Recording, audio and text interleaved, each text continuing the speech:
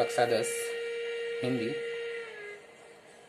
हम पाठ देख रहे हैं 10वां, जीने की कला। अगले 2 वीडियो में हमने लेखक परिचय और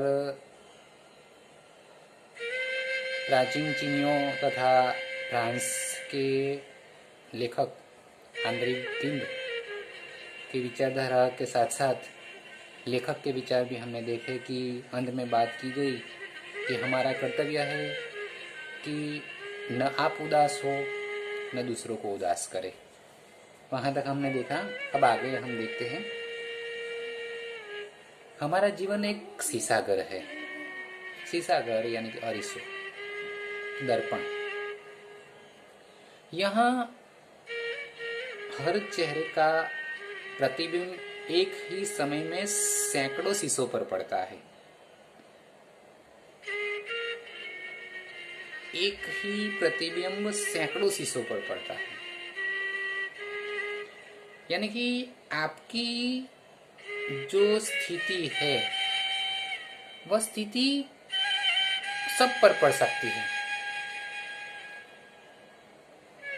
आगे लेखक कहते हैं कि अगर एक चेहरे पर भी छाया आ गई तो वह छाया सैकड़ों चेहरों पर छा जाएगी। अगर ये छाया एक चेहरे पर भी आ गई तो वह छाया सैकड़ों चेहरों पर भी आ जाएगी। कहने का तात्पर्य है कि अगर आप उदास है तो आपकी वह उदासी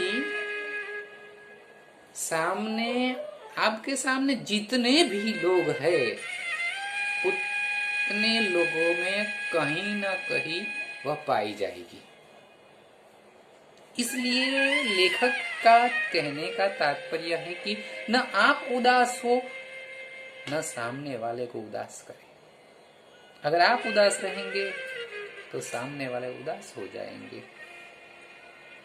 आगे कहते हैं कि हम में से किसी आदमी का जीवन उसकी व्यक्तिगत जायदाद नहीं है। देखो, आदमी का जो जीवन है वह व्यक्तिगत जायदाद नहीं। लेखक का मानना है कि आपका जीवन है वह आपका जीवन नहीं है, दूसरों का भी है। यहाँ कहते हैं कि हर आदमी पूर्ण संग्रह का अंश है। हर आदमी। एक कवि ने कहा है कि आपका जीवन केवल आपका नहीं है, उसमें दूसरे भी हिस्सेदार है, दूसरे का भी अधिकार है। जियो तो ऐसे जियो कि किसी को दुख ना हो। तो आपका जो जीवन है वह जीवन दूसरे के जीवन पर प्रभाव पाड़ता है। इसलिए आदमी पूर्ण संग्रहों का अंश है, ऐसा कवि लेखक कहते हैं।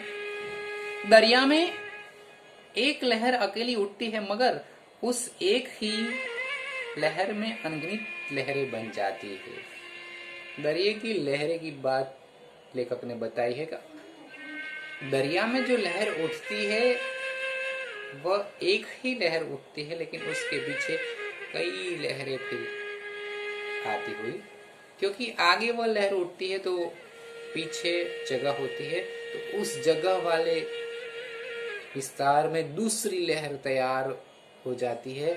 इस प्रकार दरिया में अगणित लहरें आती जाती रहती है। उसी प्रकार मनुष्य का जीवन भी उसी प्रकार है कि आप अगर उदास होंगे, अगर आप अप्रसन्न होंगे तो उसकी छाया आपके सामने आने वाले प्रत्येक व्यक्ति को छू जाएगी।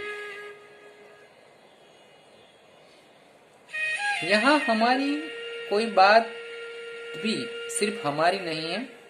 हम जो कुछ अपने लिए करते हैं उसमें भी दूसरों का भाग होता है। जो कोई बात सिर्फ हमारी नहीं है। कोई भी हम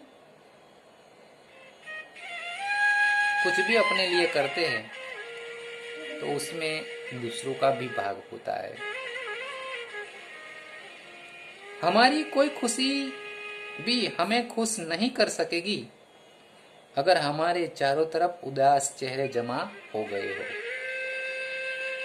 हमारे चारों तरफ उदास लोग हो, उदासी ही उदासी हो, तो हमारे जीवन में कितनी भी प्रसन्नता हो लेकिन हमें प्रसन्नता नहीं मिलती, हमें खुशी नहीं मिलती।